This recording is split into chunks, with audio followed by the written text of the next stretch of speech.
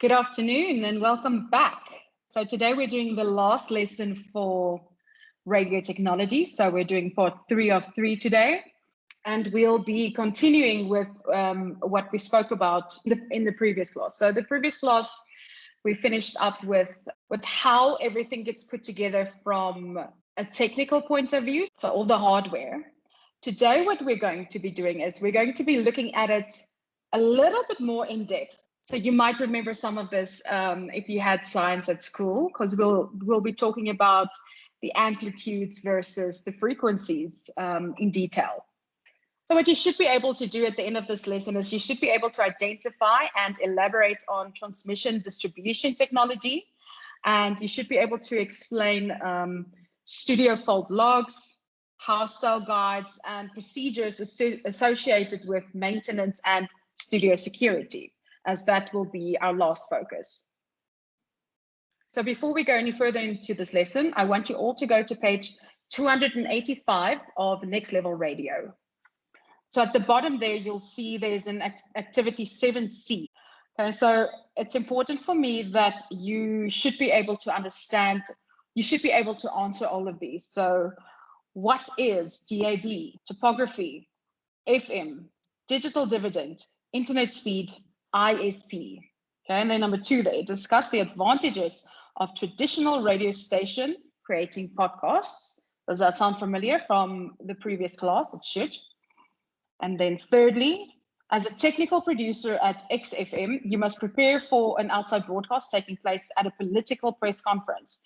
XFM's program manager wants to broadcast during the press conference and conduct interviews with the key politicians after the press conference. The 9 to 12 show consists of a presenter, a news and traffic reader, a sport presenter, and one producer who also participates on the show as a contributor. Create an equipment checklist for the OB. Again, this should sound familiar from the previous lecture. And then if you go to page 286, there's your equipment checklist. So all you have to do is just fill in which items are required and the number that is required, okay? But with regards to activity 7C1, a couple of the things that we will be chatting about today, some of these words you might not have heard before, so we'll be discussing them in detail. That being said, let's go to the PowerPoint. So we're looking at page 280 to 286, so not a lot of reading. Okay, distribution technology. So amplitude versus frequency. I'm not sure whether you've heard this before. Again, if you had science, you might have. So the amplitude and the frequency of a wave, if we have a wave, is equal, okay? So the difference between frequency and amplitude is that frequency is a measurement of cycles per second, and amplitude is a measure of how large a wave is. So amplitude represents a wave's energy. For example, a sound wave with a high amplitude is perceived as loud. And frequency is just the number of waves per cycle passing a point per unit time. You don't need to know this in detail. It's just to give you some background about the difference between the two. So AM sound waves can travel extensively across the surface of the Earth and are carried by the Earth and the atmosphere. But they are, however, very noisy. Okay, so if you believe like me that the Earth is round, then an AM sound wave can literally travel across the platform of the Earth all the way, okay?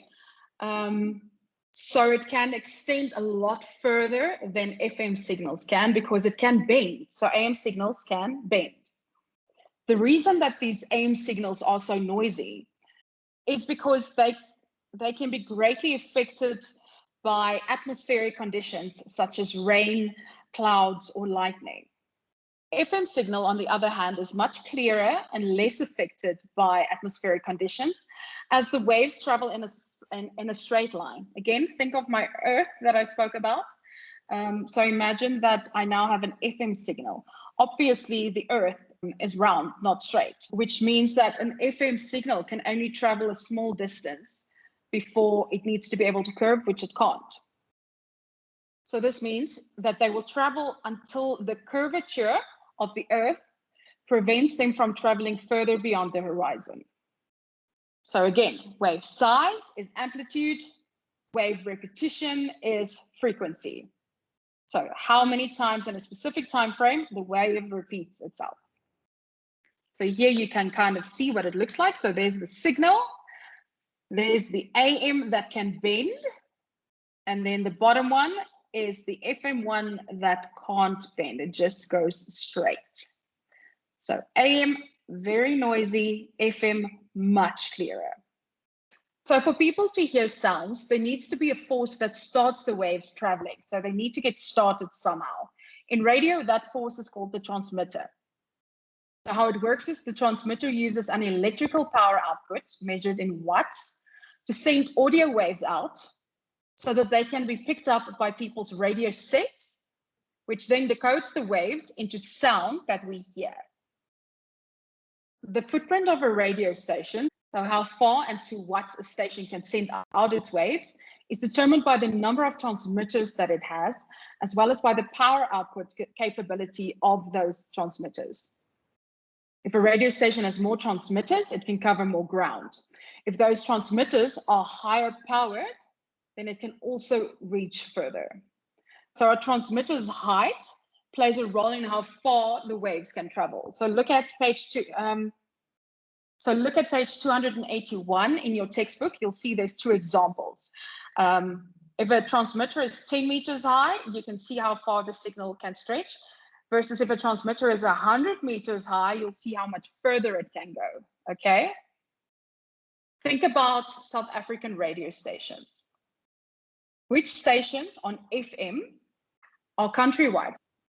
These guys, especially if they're on FM, need to have a lot of radio transmitters because on FM, like we said, it's straight, okay? The FM waves are straight. So it needs to bounce from one transmitter to another, to another, to another, to continue carrying the sound over. Versus smaller radio stations that are perhaps regional, that might only have one transmitter that's 100 meters tall, situated on top of a very tall building. So they can then have quite a large radius simply by how high they are and then how far the wave stretches because of how high they are, because of the distance. See, very technological, very sciencey today. So here you go, you can see what they look like. So on the left, a signal radius of 1 kilometer. On the right, a signal radius of 10 kilometer because of the transmitter height. Left is 10 meters, right is 100 meters. The industry standard in broadcasting is to use FM broadcast. Why do you think that is? Why would we rather use FM broadcast if AM can stretch so much further?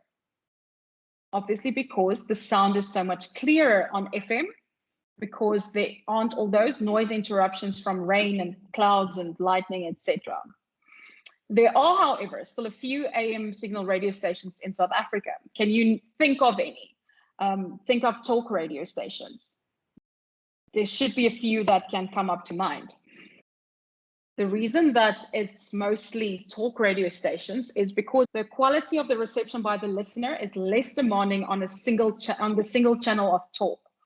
So when you talk, it's one layer versus if you create music, it's multi-layered, okay? There's a few layers like we use in music production, meaning that the sound that will be released sounds completely different. There is an exception. There's a radio station in Cape Town called Magic 808 AM. They've been going for a few years and they broadcast on AM frequency and they have quite a big footprint that they cover. But you'll see if you tune into them to try and listen to them, there's a very almost tinny, hollowy sound to the reception where we are used to extremely crisp, clear reception on the FM channels. So now we're going to look at stereophonic sound and how it's used. Stereophonic meaning, or more commonly simply known as stereo, is a method of sound reproduction that creates an illusion of multidirectional audible perspective. So what that means is you hear in both sides, okay? Not just on one side like mono. So you get mono versus stereo. If you record something in mono, it'll only be on one channel. If you record something in stereo, it'll be on 2 channels. The use of radio waves as a method for transferring sound has become quite complicated. Radio waves can only bend so much, as I just mentioned, which means that there's a limit on the spectrum of waves that can be used. Spectrum, think about that word. Have you heard that before? Radio stations have a spectrum license, which comes to their footprint in essence. As a result, there's a limitation on the number of radio stations that can use the available spectrum of airwaves. South Africa's airwave spectrum has become extremely cluttered. And if you look at the breakdown of how many radio stations there are in specific regions, Gauteng is so dense with radio stations. So one of ICASA's jobs, ICASA standing for the Independent Communications Authority of South Africa. One of their jobs is to manage and assign the airwave space to specific radio license holders so that they can broadcast using the FM signal. If you look at page 282 in your textbook, in the middle there, you'll see a table that illustrates the different frequency spectrum services that are available in South Africa. So you'll see it starts with very low frequency signal and it goes to extreme high frequency signal. So FM and communication is somewhere in the middle there, okay? You can start with FM signals from as little as 30 megahertz, but on average, you'll see there from 300 megahertz to 3000 megahertz. And you'll see the ones that are very low are things like the submarine communication. Extremely high is astronomy and weather prediction. Keeping in mind how densely populated the South African airwaves are currently, we're now going to look at digital audio broadcasting, better known as DAB. Due to the restrictions and limitations on expanding into the FM space, communications regulators are always looking at new ways to broadcast audio.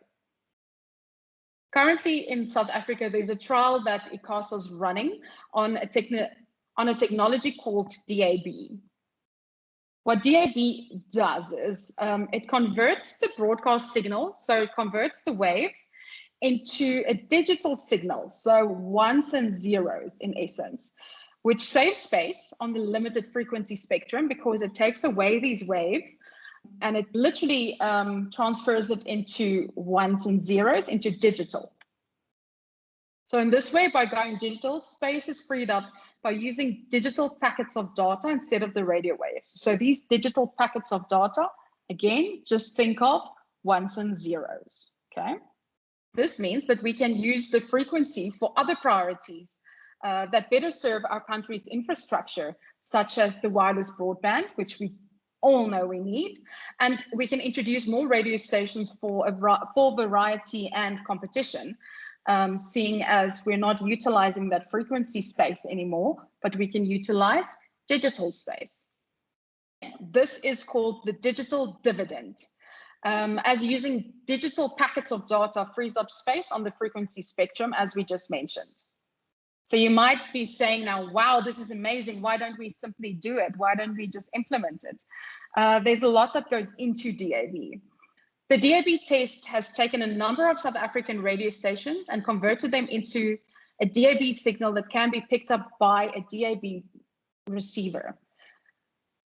This doesn't mean that these stations are now purely only on DAB. This is done in parallel to the stations maintaining their FM distribution so that listeners who do not have access to DAB will not have their listening interrupted or terminated. So I have a little Bluetooth speaker, a JBL speaker, that picks up DAB broadcasting, so DAB radio stations. And on there is, for instance, 702, 947, Metro FM.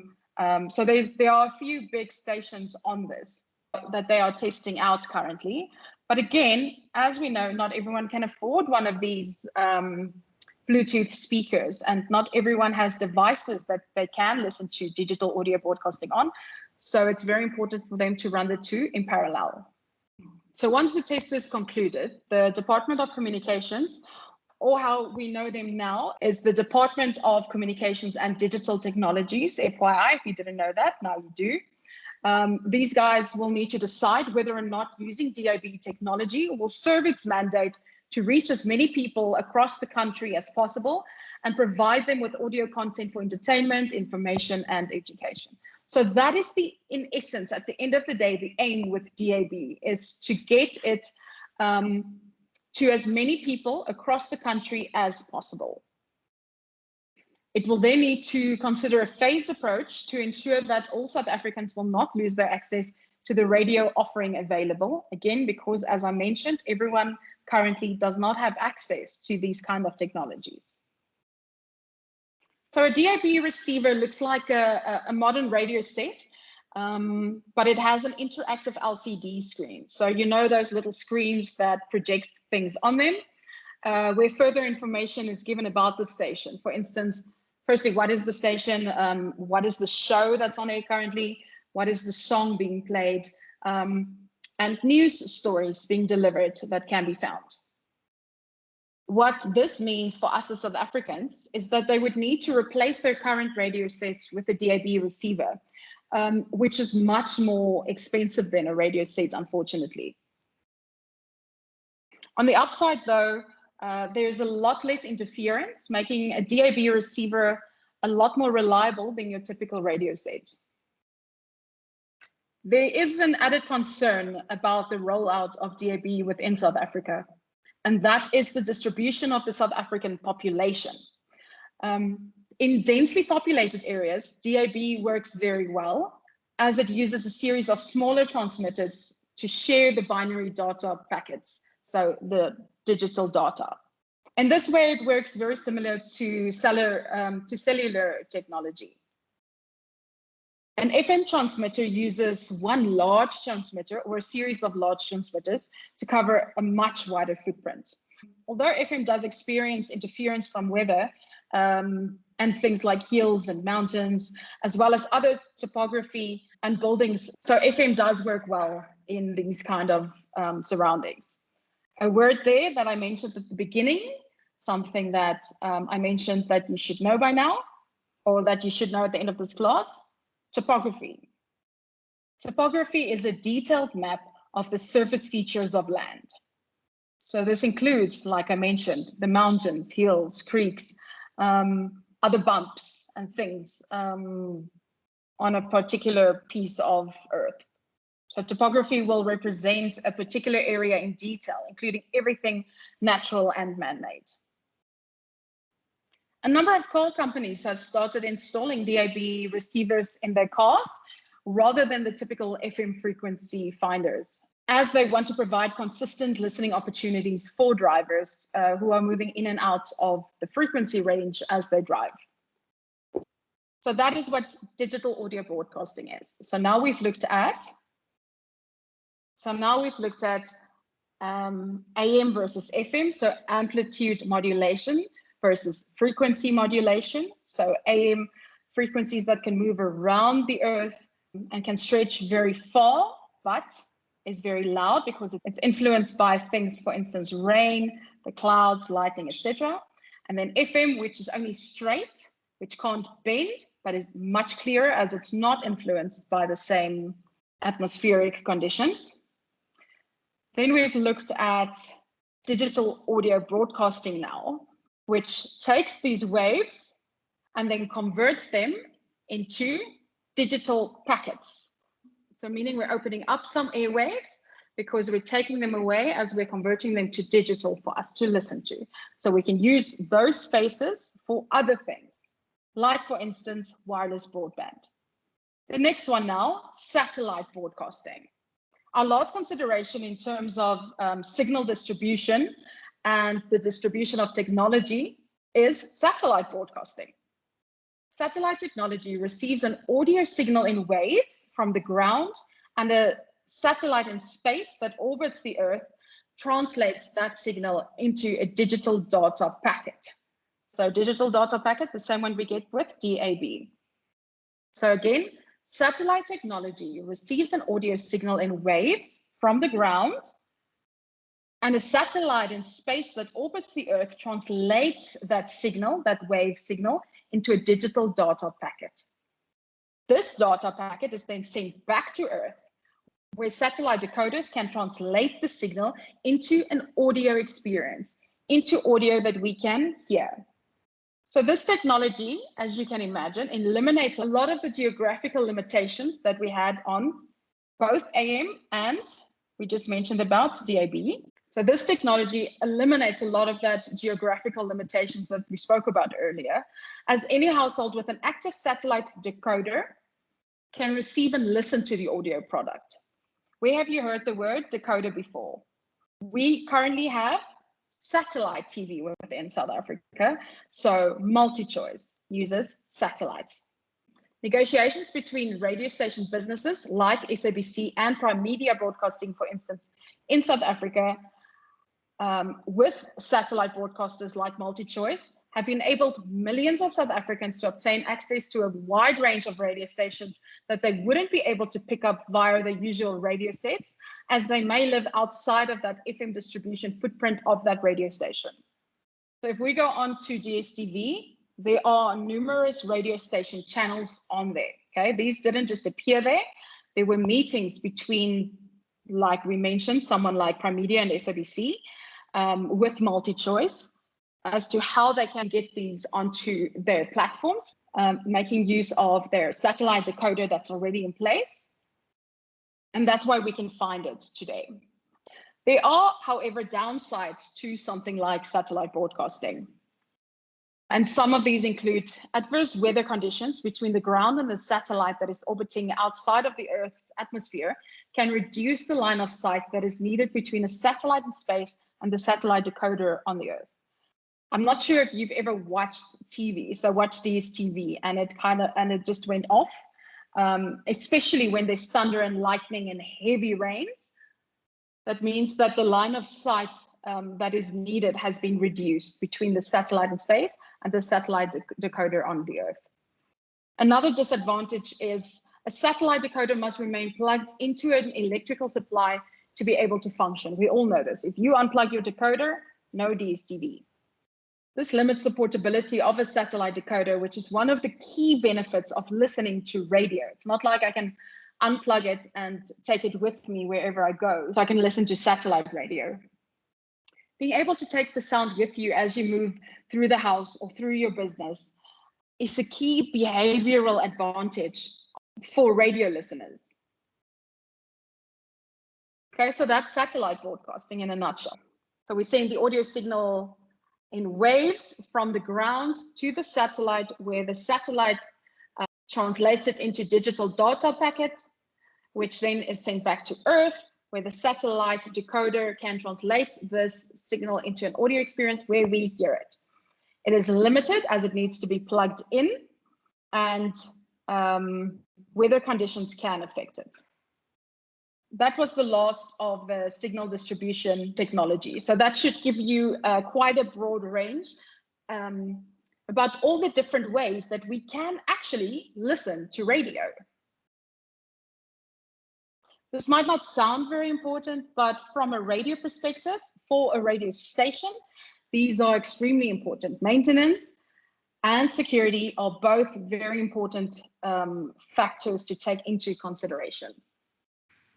Almost all radio stations contain a permanent fault logbook, where any faults that is discovered by the on-air and producer teams can be logged with a date and a time for the studio engineer to attend to. Faults can range from physical or hardware faults, such as loose knobs, squeaky doors, or broken chairs, to software faults, where one of the computer programs on the studio computer is causing difficulties for the on-air team. A studio engineer will check the logbook daily and attend to the faults that have been logged to ensure that the studio is running optimally at all times. In order for ongoing maintenance to take place, radio stations implement their own internal policies to safeguard their equipment. The technical producers or Studio engineers are responsible for developing these policies and for enforcing them according to the standards that are set. As you can imagine, this is quite important. Studio maintenance policies may include things like no eating or drinking in the studio. And for instance, if you do want to eat, you need to go to a green room or the green room.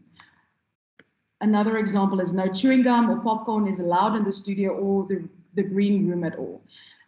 These two policies are ones that you actually get in a lot of radio stations. So all of the stations where I worked had this policy, no eating or drinking in the studio. If you did want to drink in the studio where I worked, you could do it out of something similar to a pump bottle, but that was it. And that was to the extremes.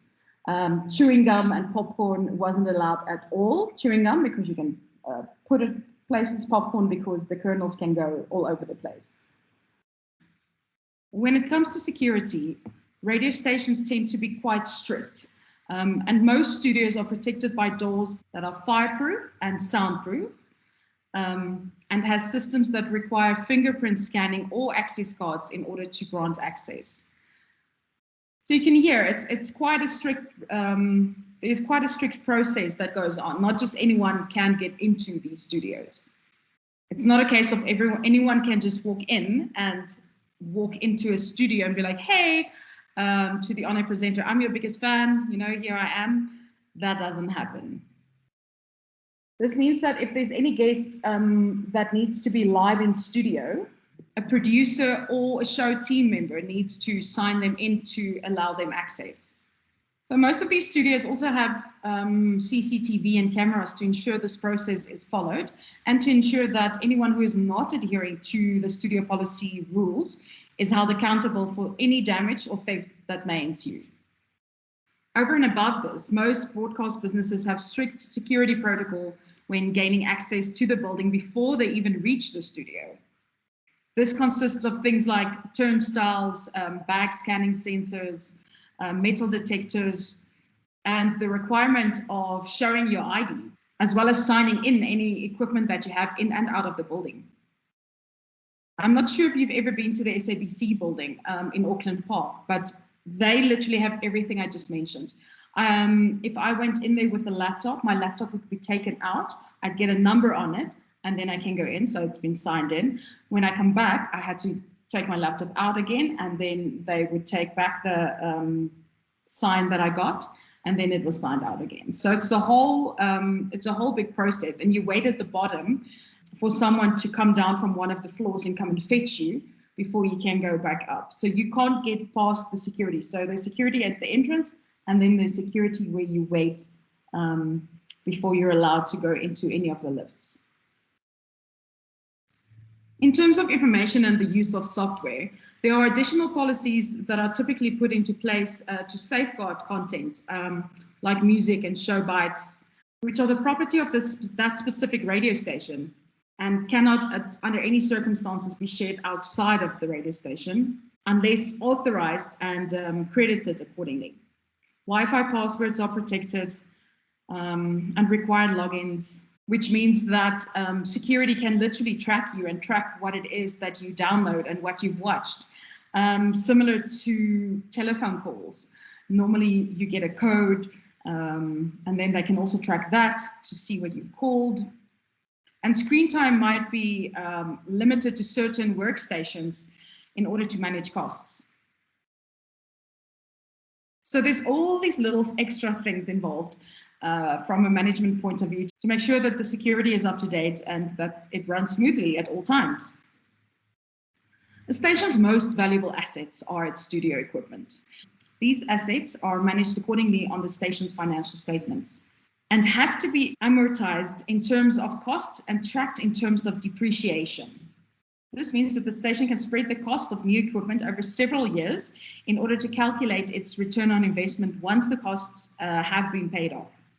This also means that you can project how long a piece of equipment will last, and then you can budget for when that piece of equipment needs to be replaced or upgraded. And that brings us to the end of this lesson. In this radio technology chapter that we just did, We looked at the two sides of radio technology, which was the equipment itself on the one side, and then on the other side, the radio professionals, the software and computer programs in broadcasting. We looked at the broadcasting chain. We looked at the playout systems, the newsroom technology. We learned about studio acoustics, which is very important. We looked at the mixing desks and the features. And then we went into detail on outside broadcasts and the equipment needed, and then available software with regards to broadband and radio signals. And then in this lecture, we identified transmission distribution technology and learned about studio fault logs, which we just spoke about, and procedures surrounding maintenance and security. So that is everything that you should be knowledgeable right about now. So please do me a favor and go and listen to a few radio pieces. I'd like to know from you which pieces stood out and why, because next we're going to start with content creation. And with that, I say goodbye until next time.